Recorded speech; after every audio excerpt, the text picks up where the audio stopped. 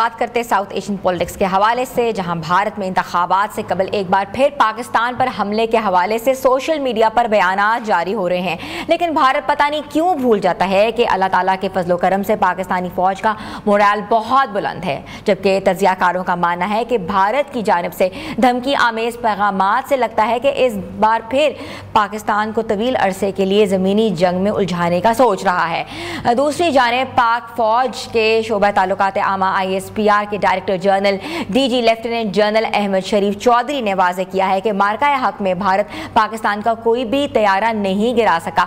चीनी हथियारों तवक्कुआत पर पूरे उतरे और पाकिस्तान भारत के साथ हथियारों की दौड़ में शामिल नहीं है। चीनी हथियार तवक्कुआत पर उतरे के जो मायने हैं, इस सारी सूरत हाल में हम बात करेंगे और हमारे साथ मौजूद हैं चेयरमैन जवानाने पाकिस्तान अब्दुल्ला हमीद गुल साहब, जिनको मैं शो में वेलकम करती हूँ। जी अस्सलाम वालेकुम। अस्सलाम वालेकुम, सुबह बखैर। सर आपको भी सुबह बखैर। मुझे ये बताएं कि इंतखाबात हो रहे हैं भारत में, बिहार में, लेकिन वो स्टेटमेंट और बयानबाजी पाकिस्तान पे दे रहे हैं। क्या ये इलेक्शन जीतने का कोई एजेंडा है, कोई फार्मूला है? सबसे पहले सर ये तो बयान करें। बहुत बहुत शुक्रिया, आपने मदऊ किया। देखें, भारत का प्रॉब्लम यह है कि भारत के इंटरनल इश्यूज बहुत ज़्यादा हो गए हैं। एक तरफ भारत जो है उसने ज़बरदस्ती जोर की बुनियाद के ऊपर अपने मुल्क को टूटने से बचा रहा है।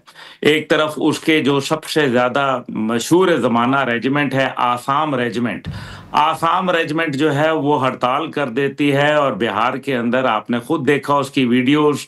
और फौज जो होती है वो तो देखें, अभी नेपाल में हुआ, बांग्लादेश में हुआ, दीगर ममालिक में हुआ, तो फौज जो थी वो अवाम और जो हुकूमत थी उसके दरमियान में आके उसने एक बफर जोन कायम किया। लेकिन अगर भारत के अंदर जो है वो फौज ही अवाम के साथ खड़ी हो जाए और अपने हकूक के लिए वर्दियों में सरापा एहतजाज हो, तो आप मुझे बताएं कि भारत का फिर क्या बनेगा मुस्तकबिल? टुकड़े टुकड़े होना भारत का मुस्तकबिल जो है ये अल्लाह ताला ने लिख दिया है और उसकी वजह कोई और नहीं बल्कि बीजेपी की फाशिस्ट पॉलिसियां हैं, बीजेपी की जो है अवाम दुश्मन जो है वो पॉलिसियां हैं, और साथ में हिंदुत्व की सोच को प्रचार करना और सेकुलर और लिबरल इंडिया की सोच को दफन करना, ये बुनियादी उनका जो है एक कॉन्सेप्ट है। गांधी को मारने वाला नथुराम गॉडसे जो था उसके मुजस्मे बना के उसको पूजा पाठ करने वाले कोई और नहीं बल्कि बीजेपी के लोग हैं। अब दूसरी जानिब आप देखें कि एक तरफ सिखों को जो है लावारिस छोड़ दिया गया और उनके अभी जो मार्का हक के अंदर आपको याद है कि उस दिन अमृतसर के ऊपर जो है 6 बैलिस्टिक मिसाइल जो है वो दाग दिए। भाई अपने मुल्क में कोई मिसाइल मारता है, मतलब ये तो हद हो गई ना। अच्छा, उसके बाद आप पूरा रेड कॉरिडोर देख लें, जिनको जो है नागालैंड है, झारखंड है, मिजोरम है, छत्तीसगढ़ है, ये वो तमाम इलाके हैं जो भारत के हाथ में नहीं रहे। और पिछले 4 साल के अंदर तकरीबन 2600 भारत के अफसर और जवान जो है वो वहां मारे गए हैं काउंटर इंसर्जेंसी ऑपरेशन के अंदर। फिर आप देख लीजिए कि अंदर सिटीजनशिप अमेंडमेंट एक्ट किया तो पूरे के पूरा जो एक इलाका था वो आपको पता है आसाम और उधर वो उनसे जो है वो दूर हो गए। अब यहाँ मसला यहाँ ये है कि इस टाइम पे बिहार में इलेक्शन हो रहे हैं और मोदी सरकार जो है वो बुरी तरीके से अंदरूनी तौर पर पिट गई। वो लोग जो नारा लगाते थे कि अब की बार 400 पार, उनको मखलूत हुकूमत बनानी पड़ गई और अब उनको जो है वो मुसीबतें पड़ गई हैं। पाक भारत जंग जो थी वो नेल इन द कॉफिन, ताबूत में नरेंद्र मोदी के आखिरी कील जो है वो साबित हुआ। लोग अब वहां करण थापड़ जैसे लोग जो है बड़े ऑनरेबल किस्म के जर्नलिस्ट, वो भी ये कह रहे हैं कि जनाब हमने तो कोई जहाज गिराया नहीं। और अभी जनरल किदवाई साहब ने जो प्रेस कॉन्फ्रेंस की, आपको मालूम है कि उसमें उन्होंने 7 जहाजों के बकायदा टेल नंबर तक जो है वो दिए।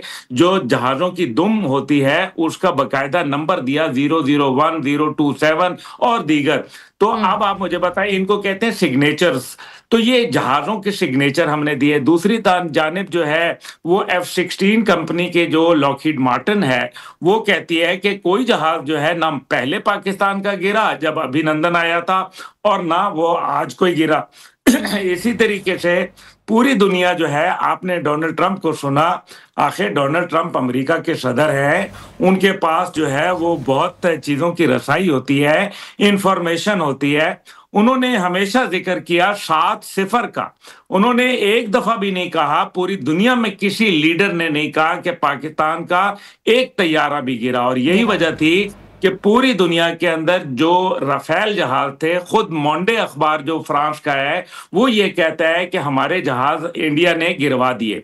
और दूसरी जानिब जो है वो पाकिस्तान के जो हमारे JF-17 है, इनकी जो मार्केट थी चेंगडू कंपनी की, वो जो है वो मार्केट में 27% इजाफा हो गया इंटरनेशनली।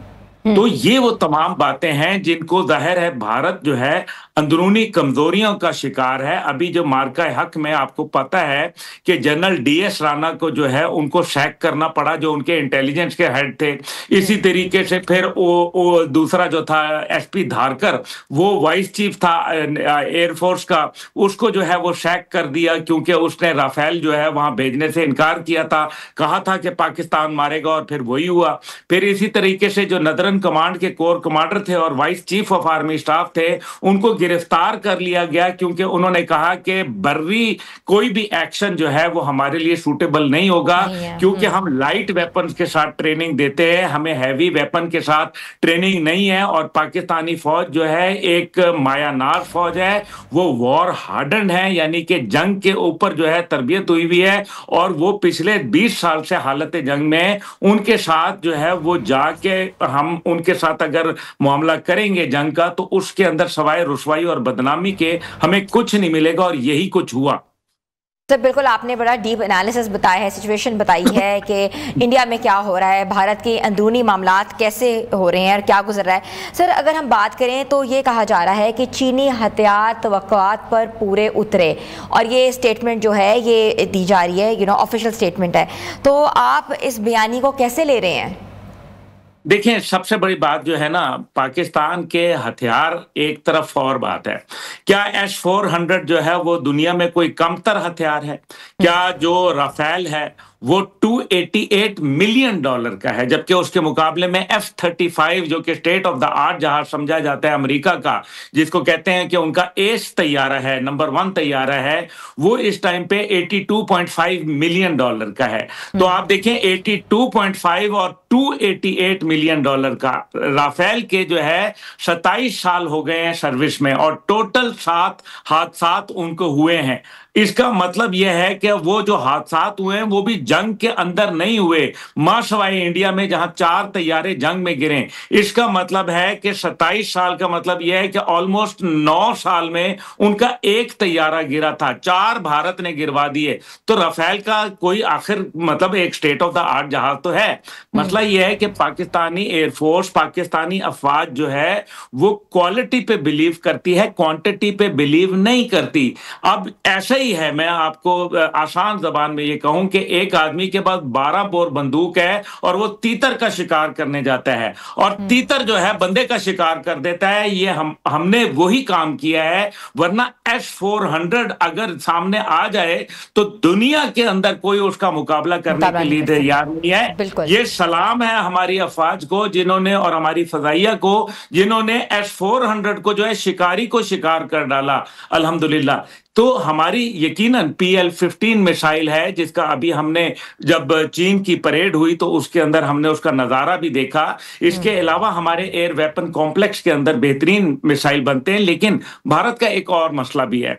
भारत अब करना क्या चाहता है? भारत ये चाहता है कि वो एक तवील जो बर्री जंग, जिसको आपने भी शुरू में जिक्र किया, उसका मकसद क्या है? वो बराह रास्त जंग नहीं करेगा, ये उनकी गीदड़ भपकियां हैं, अपने आप को तसल्ली और तशफ़ी देने की बातें हैं, अपने लोगों को जो है राम करने की बातें हैं। लेकिन भारत की बेइज्जती बड़ी हुई है, और भारत जो है वो जाहिर है कोई ना कोई तरीके से टेररिज्म के जरिए, कोई और तरीकों से जो है, लेकिन इस टाइम पे प्रॉक्सी। लेकिन देखें इस टाइम पे भारत के साथ अमेरिका नहीं खड़ा, और अकेला भारत जो है वो आ नहीं सकता। पिछली दफा इजराइल का सहारा उसने लिया था, इजराइल अपने मसाइल में फंसा हुआ है। भारत जो है उसको तो अभी तक यही नहीं पता चला कि पाकिस्तान ने उनको मारा कैसे है। तो अभी वो अपने आप को, जब तक के 6 महीने नहीं लगते तब तक वो अपना सेल्फ कैथारसिस नहीं कर सकते। इसलिए उनके पास अभी मौजूदा पोजीशन में कोई ऐसी सूरत हाल नहीं है जिसके अंदर बराह रास्त हमला करें। लेकिन लेकिन मैं ये जरूर नियो टेलीविजन के जरिए अवाम पाकिस्तान को बताना चाहूंगा कि वो शायद अपनी फौजों को हमारे जो है वो बॉर्डरों पे ले आए, ताकि पाकिस्तान के ऊपर एक दबाव हो। नेचुरली पाकिस्तान को अपनी फौजों को एस्केलेशन की तरफ ले जाना पड़ेगा, जिससे हमारी मईशत पर बोझ आएगा। ये भारत कर सकता है, और ये आप देख लें, अफगानिस्तान हो गया, बलूचिस्तान हो गया, खैबर पख्तूनख्वा हो गया, इन तमाम जगहों पे भारत जो है ये काम कर रहा है। लेकिन DGISPR lieutenant general Ahmed Sharif Chaudhary साहब जो हैं, उन्होंने बड़ा वाज़े बताया, और इससे पहले भी एक प्रेस कॉन्फ्रेंस वो कर चुके हैं, जिसमें उन्होंने ये कहा था कि ये बातें अगर तुम करोगे तो फिर इस बार सिर्फ महाज़े कश्मीर नहीं होगा, इस बार हम जो है वो पूरा बॉर्डर खोलेंगे और कई मल्टीपल फ्रंट से तुम्हें हमला करेंगे। हमारे मिसाइल अल्हम्दुलिल्लाह हमने फतह 4 का जो है वो कामयाब तजुर्बा किया। 750 किलोमीटर है, हमारा शाहीन 3 है, हमारे दीगर मिसाइल सिस्टम्स हैं जो कि अभी भारत को बहुत कुछ सरप्राइज देने के लिए हमने रखा हुआ है। चाय के वो शौकीन हैं, हम जरूर चाय पिलाएंगे, लेकिन इस बार चाय के साथ खाना भी खिलाएंगे, और उनको ये पता चलेगा कि इस बार उसकी कीमत बहुत भारी चुकानी पड़ेगी। भारत के अंदर एक मसला ये भी आ रहा है कि जो आदित्य योगी नाथ है, जो इस टाइम पे जो है बीजेपी के अंदर एक नई पॉपुलैरिटी के अरूज पे पहुंच रहा है, उसने मोदी सरकार को चैलेंज कर दिया है और कहा है कि नरेंद्र मोदी को कि जनाब अब इसको 75 साल की उम्र में रिटायर हो जाना चाहिए। और बीजेपी के अंदर भी ये आवाजें उठ रही हैं कि नरेंद्र मोदी जो है वो दुनिया के अंदर हमारे लिए बायसे शर्म बना है, और पाकिस्तान से वो जंग हारा है, और इसी तरीके से उसने हम पर ट्रेड टैरिफ लगवा दिए हैं, और साथ ही साथ उसने हमें डिप्लोमेटिक आइसोलेशन का शिकार किया। बांग्लादेश में हमारी पॉलिसी को बहरा जो खलीज बंगाल था उसमें गर्क कर दिया, नेपाल के साथ हमारे ताल्लुकात खराब कर दिए, चीन के साथ हमें रुसवाई मिली, SCO के अंदर जो जिल्लत आमेज मोदी को मिला। और यही देख लें कि अब यूनाइटेड नेशन में नरेंद्र मोदी अपना मुंह दिखाने के लिए भी काबिल नहीं था। फोरम था, हाँ, ये एक फोरम था कि जहां वो जाता और कम से कम अपनी बात बताता, लेकिन वहां क्या बताता, क्योंकि बताने के लिए उसके पास कुछ नहीं था, और मार खाई और कहां खाई ये वो बता नहीं सकता कि मार कहां कहां पड़ी। इस वजह से आप अगर देखें, सीधी सी बात है, भारत को इतना शौक है, फिर कभी वो अमरप्रीत सिंह जो है उनका एयर चीफ जो है वो ये कहता है कि जनाब हमने जो है वो 10 जहाज गिरा दिए। ओ बाबा, अल्लाह के बंदे, मिस इन्फॉर्मेशन और डिस इन्फॉर्मेशन फैलाने में तो वो मशहूर है, प्रोपोगेंडा करने में तो हमने देखा ही उनका मीडिया कितना बड़ा प्रोपोगेंडा करता है।